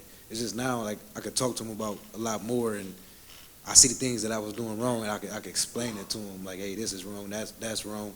But the main thing is I try to make sure I let him know I love him every day, because I didn't grow up with that. Like, even now, like, me and my dad would be on the phone, and he'd be like, and my mom too, they'd be like, I love you. I'm like, what? Like, the only time this ever came about was when I would get in trouble. You know what I'm saying? Like, my dad, like I said, I played sports. My dad never came to none of my sporting events. But then he would call and be like, hey, I seen you in the newspaper. Why didn't you tell me you scored 3 touchdowns? I'm like, you should have been there. So with my son, I've never missed any sporting events until I got locked up. I've never missed any of that. Really just try to make sure I be there for him, even just through the phone calls. By the time his tournament's over, I'm already calling, like, hey, how'd your tournament go? How many points you scored? What was your rebounds? Did you meet anybody? Like, yeah, I met the Michigan players. Like, I stay interested in everything that he does. You know, let him know that I'm proud of him instead of how I grew up. Like, it's like my family was proud of me. Like, everybody showed up once I got in trouble. You know, once I'm in that courtroom, I got to see all my family. But during, like, sporting events or anything I was doing good, I ain't see him. Get in trouble, you see everybody. You know, everybody in the courtroom. Thank you. Thanks for sharing that. So are there questions out here? I can come to you, or oh, okay, he's out there also. If anybody has any questions for anybody on the panel. Yeah, I wasn't going to say anything, but it made me think about some stuff happened in the past. I'll try to make it real quick. When I got my daughter's mom, she had a 5-year-old son. Bad, I'm talking about the baddest boy you can think of. And when she go to work in the morning, I'll keep him. And he used to keep his room tore up, toys everywhere, drawers, socks, everything. So it kind of boiled down one day when I came in the room, and I told him to clean his room up, and he's like, "You ain't my daddy." I was like, "All right." So I'm looking for my car keys, and he said, "Where you going?" I said, "I'm finna go to Walmart and buy me some toys." He said, "I want to go to Walmart. I want some toys. I want some toys." I said, "Nah, because I told you to clean your room up, and you ain't clean your room up." So I leave out the room. It sounded like 20 men fighting in there. I'll peek back in the room. He's like, "You ready?" I was like, "Nah, because you ain't even made your bed up, and you still got stuff over there, and this, and that." So he'll clean everything up. Eventually, we'll leave, go to Walmart. And as soon as we pull in the parking lot, I said, "Man, Walmart closed." He's like, "They closed." He trying to look over the dashboard. I was like, "Yeah." I said, "It took you too long to clean your room up." I said, "You got to keep your room a little tighter than what it is, so you don't be in a hurry next time." He's like, "All right, I'll do that." And I said, "Let's go to McDonald's and get something to eat." I said, "We'll go to Walmart tomorrow." So it made me laugh because now he's 27 years old, and he do his kids the same way. He never had to put his hands on them, never had to spank them or anything. He outwitted them, outsmarted them. So my question to the two ladies is, one thing is, me and Charlotte separated when I got locked up and went to Michigan. And the guy that she got involved with after that, he spanked my daughter. And out of anger, I had my brother and my cousin go and holler at him about that. And they caught him at a girl's house that he was cheating on her with. And they jumped on him, and she eventually broke up with him and everything. But my question to the two ladies are to have kids. Why is it that, and what you expect out of a boyfriend that you're involved with to discipline a child that's not his? And why is it that so many females allow their boyfriends to spank another man's child? Well, I'll let Ms. Dent answer just in a second, but I just want to say, statistically, I brought this paper. I didn't think I was going to use it, but I just wanted to take a quick look. So it says that more than 11% of men in the U.S. will go to prison at some point in their life. And more than 2.7 million children in the U.S. have a parent who's incarcerated. So when somebody says, like, hey, I'm your mama and your daddy, right? That's because if there's no father figure there, they're acting both parts, even though the child is missing out. And maybe that mom, I mean, I'm sure there's a million different reasons coming from, different areas. However, the mom might feel overwhelmed, and if it is, a parental figure, bad things happen when you do that, oftentimes. Sometimes there's no other choice. There's no daycare. If you're living in poverty and you have no family, or your family they're working, or, sometimes it's the last resort, sometimes, is an excuse, which isn't an excuse. But I wish I knew the answer to that and how to stop it. Because even though when you date somebody with children, you're taking the responsibility of those children on as well. And if you're not mature enough to handle it, then you need to step back from the situation where this woman has little kids. If you can't handle your anger or whatever, the jealousy of the dad, whatever the issues are. But I don't really know that there's an answer how to keep boyfriends away from kids. Right, and that is a really good question, and thank you for the statistics as well. So that's why, and so my second husband did not spank my daughter. She was 6 when we got married. But it's about values, right? It's about family values. So coming from ODJFS, and again, just so you all understand the structure of that state system, you have child support, you have family assistance, which is where I am, you have unemployment, workforce development, and child protective services, which is child abuse, child neglect, at the state level. So those 5 offices are under that umbrella, and those are my sister offices. And so there's always this question about spanking. That's not child abuse. It's not child abuse at all, but it's about value. So what my conversation is with young men and young women is to make sure that your values, i.e., some people may say equally yoked, right? That if you are someone that does believe in spanking, that's okay. I mean, it's in the Bible, and, so some folks will, not to the point where you're injuring the child, but if that's what your value is for discipline, okay. But you need to make sure that the other person believes in that way of disciplining as well. I can't say it's okay for a woman to allow another man, especially a boyfriend, right? For me, I believe, even though divorced twice, I believe in marriage. I do. I think that it's dangerous sometimes too, because there's other statistics about child molestation, that the percentage goes up when it's someone in the household that is not biologically tied to the child. That's why I'm very leery of just moving a boyfriend into a home anyway when those kids are not his, because not to say that he would, but just to trace it back, because I'm a researcher, the statistics just go higher. I think it's like 33%. That the child could be molested by that boyfriend, or even hurt or murdered by that boyfriend.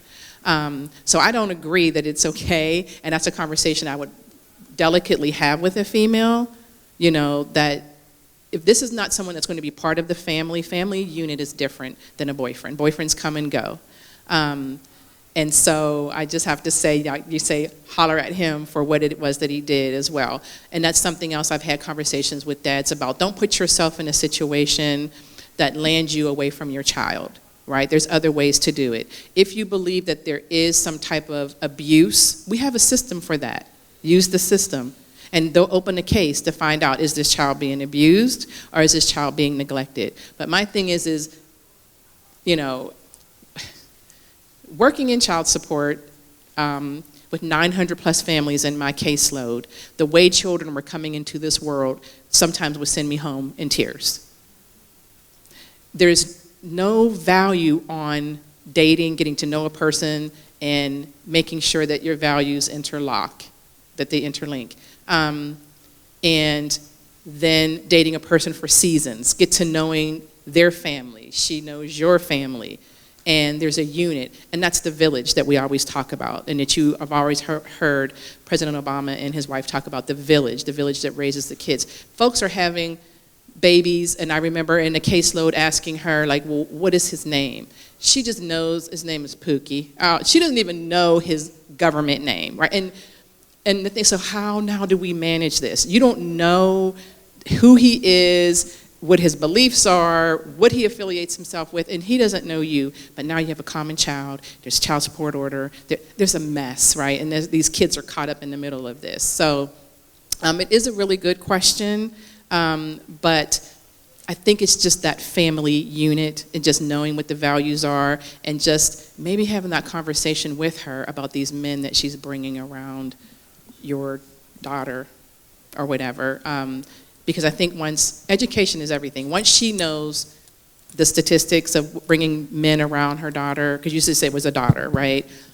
She may think twice, but the guy that I married, and I had a daughter, she was 6, I knew him for years. I knew him for many years, and we dated, and we got to know each other, and then we were friends, and then we got married, and I said, okay, I'm okay with this man coming into the home because I knew he had her best interest at heart, even to the point where he wanted to adopt her because her dad was the one that bailed.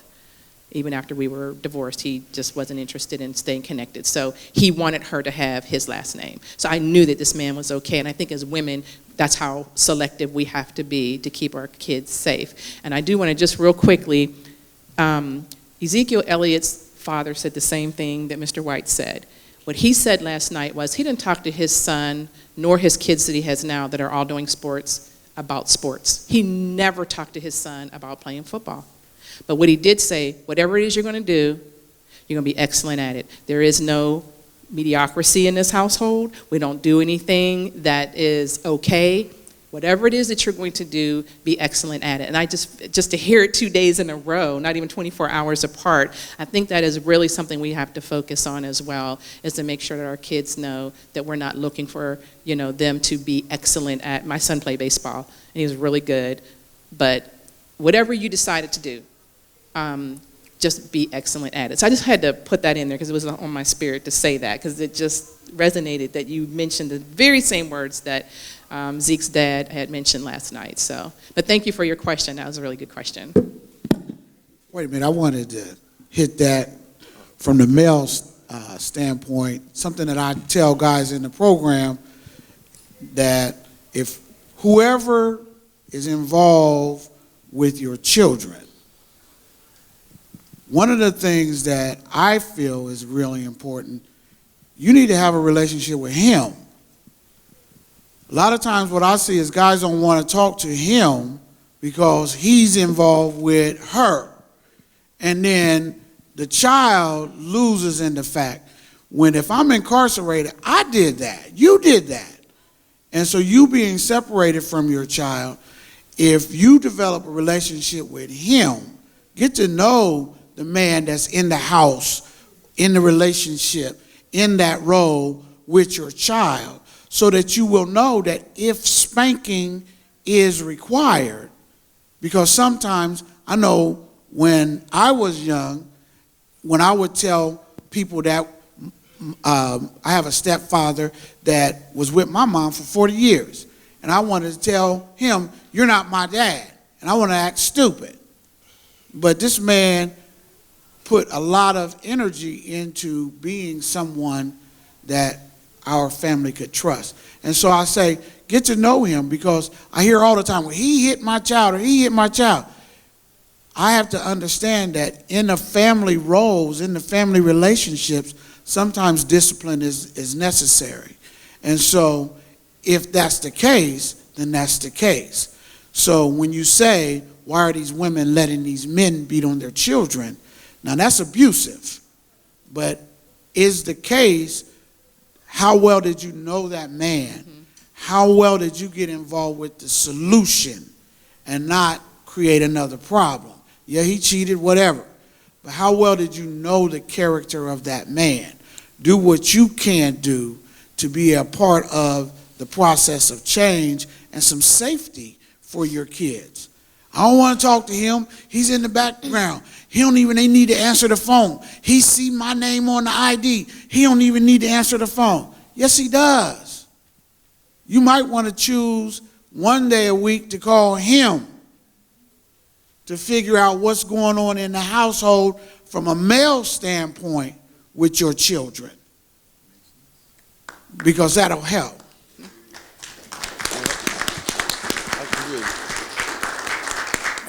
My name is Ron, and I want to thank you, Ms. Dent, and everybody that showed up for this program, and everybody, all the inmates as well. My statement and my question is like all in one. My dad was present in the home, but he was an alcoholic, and a lot of abusive stuff went on, and trauma, like Ms. Dent was talking about, happened, and the conditions was not what it should have been. But I'm not going to blame that on that, because my life was what it was. But I had a son, and I just couldn't see myself using that same horse and buggy, beating on my son physically and verbally abusing my son. So I whooped my son one time, and as I was whooping him, I stopped, and I looked at him. I said, if I got to whoop you like this, then this ain't going to happen no more. If you want to see this disappointment on my face, this is what you got coming. And I used another tactic, although I went back to prison because of my mindset and my belief system. So when my son would come up to see me, I wanted to see my son. And when I came out in the visiting room to see my son, I wasn't dressed all up in pressed clothes and Jordan gym shoes. I came out there raggedy because I wanted my son to see to not glorify this because some young guys in here think that it's a rite of passage to come here. And I would go out there and he would say, Dad, I saved up $40. You need some help? Because, he was being really concerned about how I was looking. And I was the champ, the boxing champ in jail. So he knew this. So he was like, he couldn't figure it out. And I was letting him know that this is not no place for I want you to be ever. I want you to be better than me. Even while I was in prison, I was helping my son. And he would say all kind of different stuff. And I would say, you the champ. And whatever you want to do, I got your back. You can do it. And he would go on to say this and talk about me. And then some of my friends would come over there and drop money off. And I'd be talking to my mom. I was like, Mom, was my son present? And she'll be like, yes. I said, please don't let my son see somebody give them money for me. And like this is a rite of passage, because I knew the effect that it would have on him. But the long story short is my son is an engineer now. And I'm really proud of him. And he came up to see me, and I talked to him. We went over stuff. And then I got in trouble again because of the mindset. Now, my question is, as we hear as fathers, even the young guys, the mindset got to be changed. The trauma got to be healed, because the transferring from the trauma from my father to me, I didn't want to transfer that trauma. So these young guys got to get the information so that they can stop the belief system that men don't cry. Right. I cried since I've been in this prison in front of a group because of my issues, my core issues, the trauma that goes on in the family that get transferred down. Because trauma not transformed, it's transferred to us, to our children. And it's just heartbreaking to be able to see a lot of these young guys in here, because I know whoever stayed in here must have kids, and you must love your kids. And in that love, we got to be able to get the information while we're here so that we can go back to our communities and be fathers to our kids. They need us. A young kid got up one morning and had his statement, and it was a kid hollering out, letting us know how he feel about us. Some of our kids are not smart enough or brave enough to tell us how they feel, how we left them in their condition.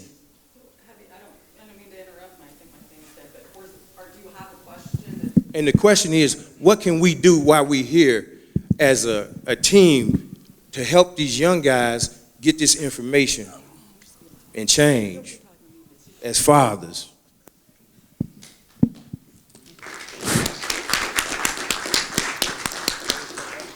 Well, here's my answer to that question, Burden. I tell men, first of all, I say, men, we are the most selfish creatures walking this planet, period, hands down, okay? But I tell you this is the one time that I tell men that you need to be selfish. This is the one time that you need to invest in you. Take the opportunity to get as many programs as you can.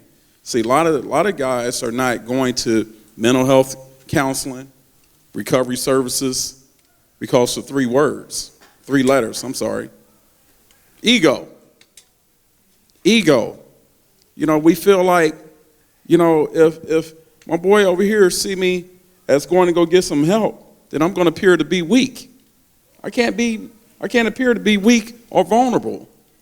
But it's the opposite that you need to be thinking, that I'm going there so I could get strong, so I could be better. So we got to reverse our thinking, of why we are doing things, or in this case, not doing them.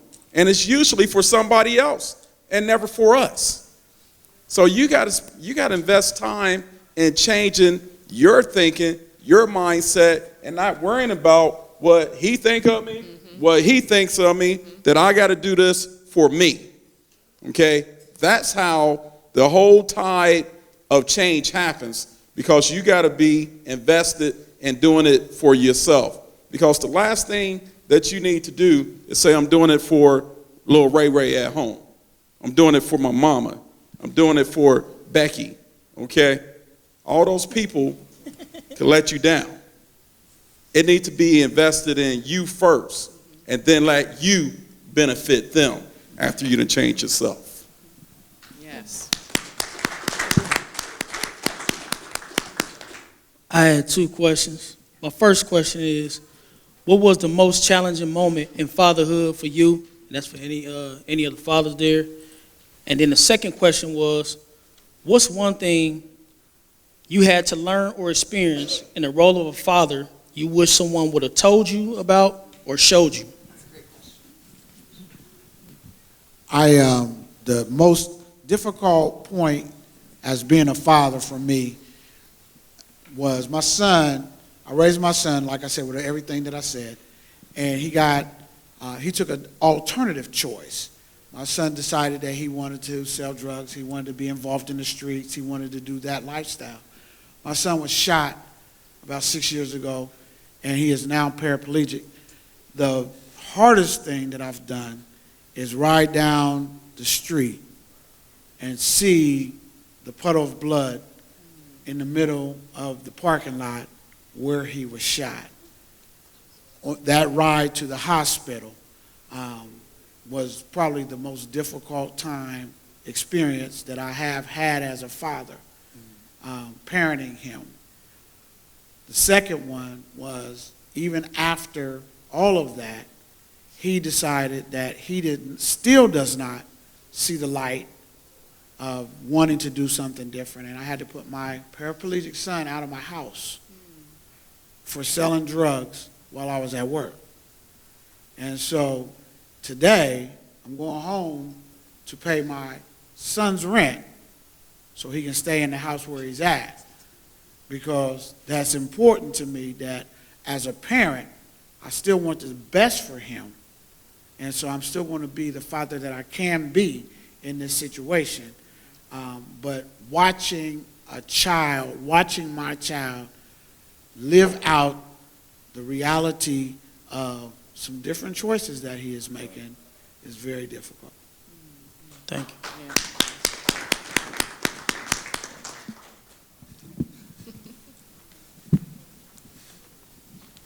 What was the question again? I want to make sure. You had two of them. The first one was, what's the most challenging moment in fatherhood for you? And then the second one was, what's one thing you had to learn or experience in the role of a father you wish someone would have told you or shown you? Well, like I said, my dad was not around. He worked 12-hour days, and it was us kids off the bus at home with no babysitter at way too young of an age. So the whole schedule of a day as a parent and dealing with your work environment, shutting that off, going home, being a parent to kids that are looking to you for guidance and whatever it may be, sporting events, dinner. If my wife works late, so getting dinner prepared, whatever it may be that night that has to be done, just understanding that or knowing that that's going to happen at some point. As a kid, we were doing that on our own. Like, we had a couple meals we made, and that was us. That was homework got done when it got done.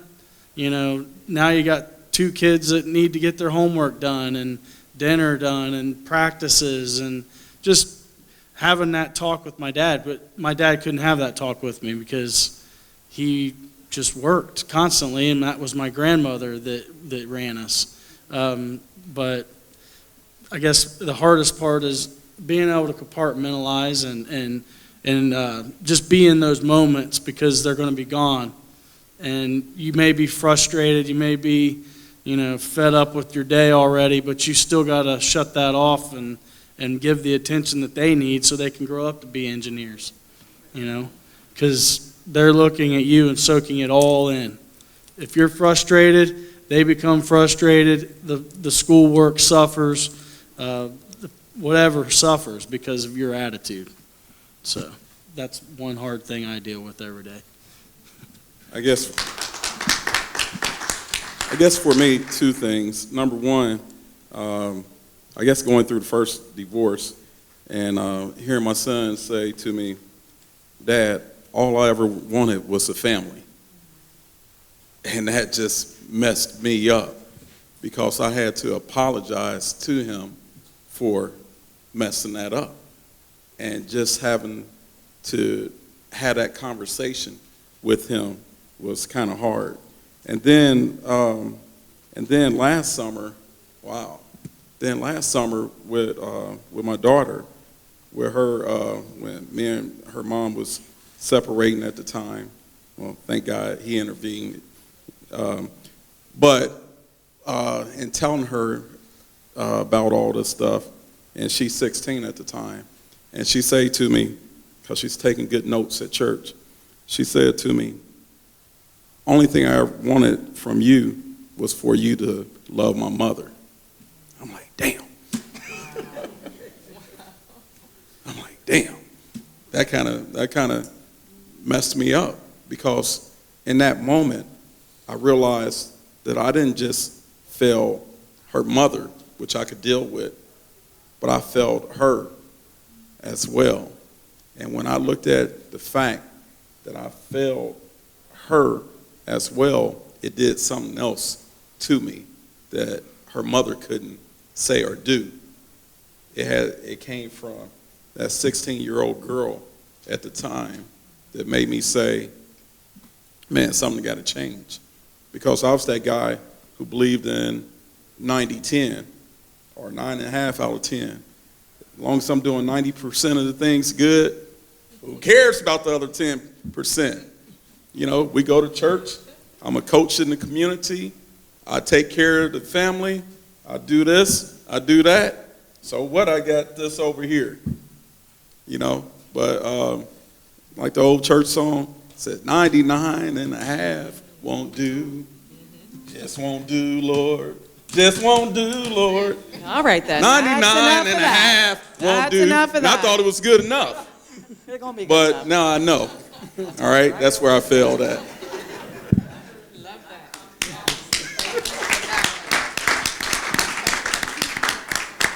One more and that's it. Okay, I have a one more question. question. We're gonna wrap it up. All right.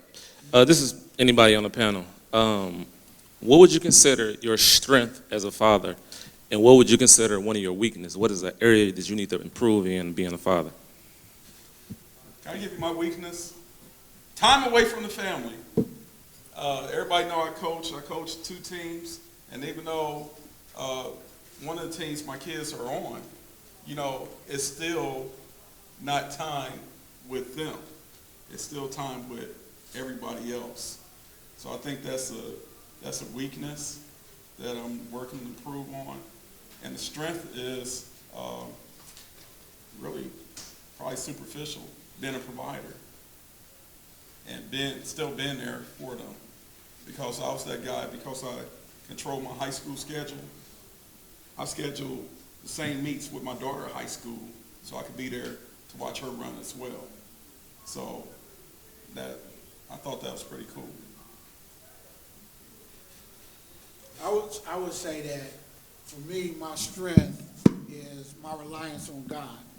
I put God first, and when I do that, then things in the house line up the way that they're supposed to. So, you know, training up my child in the way that God plans. So my strength is my reliance on God.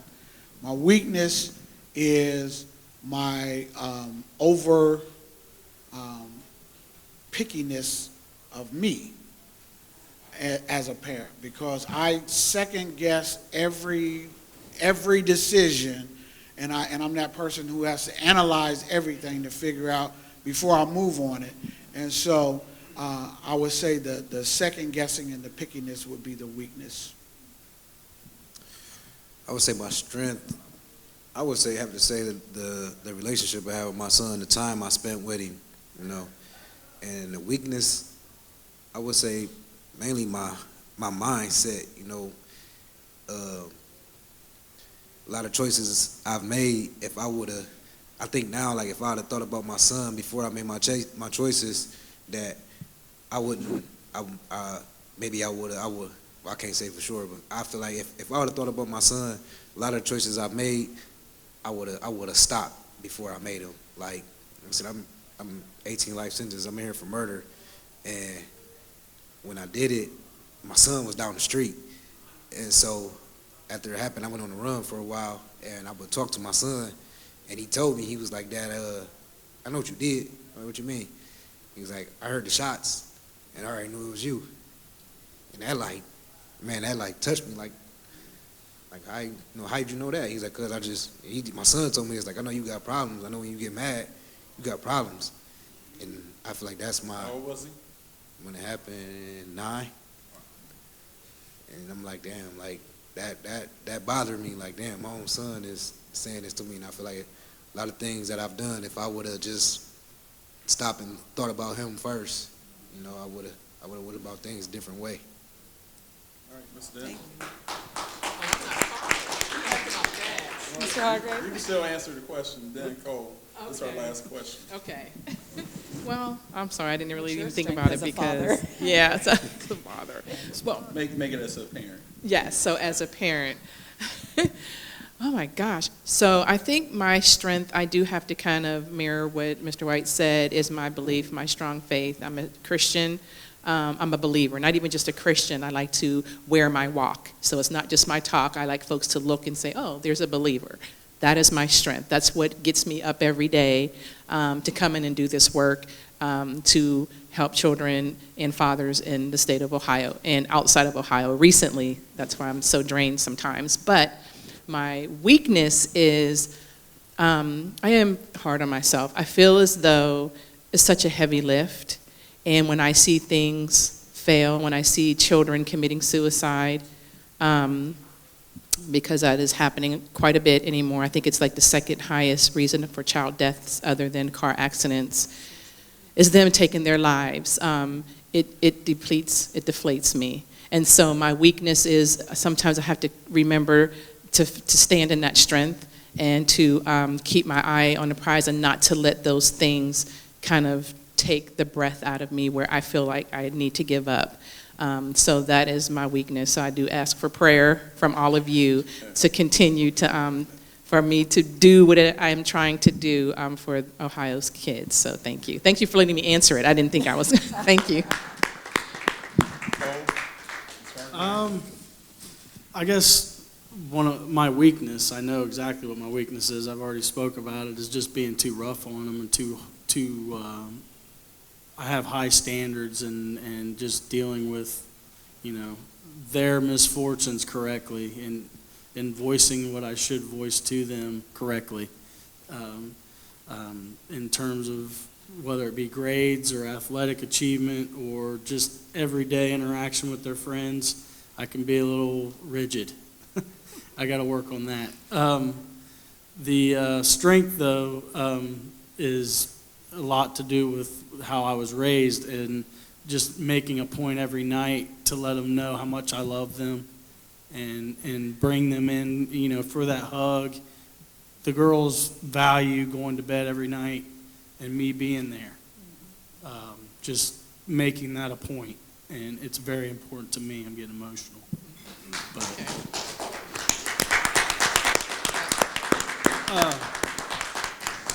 So just that, working that, just they'll never not understand how much they mean. Thanks, Cole. All right. First of all, I think this was very beneficial to not just for you guys, but to me personally. I thought it was very good. Let's give our moderator, Ms. Ramo, a hand. And also, let's give our panelists a hand because, one of the things that you could say was there was a lot of transparency up here, and, hopefully you walk away saying, wow, these are real people with real issues and not just the title. Lots of times you guys get caught up with, we're just the title. No, we're more than a title. Because I just said it the other day, before I even come to work, before I get out of bed, okay, I'm DeCarlo Blackwell, not Coach Blackwell, not Inspector Blackwell, not even Mr. Blackwell. I'm just DeCarlo Blackwell, the person, first and foremost. And just understand that. Again, we thank you guys for coming out. Hopefully you got something out of it, and have a great day.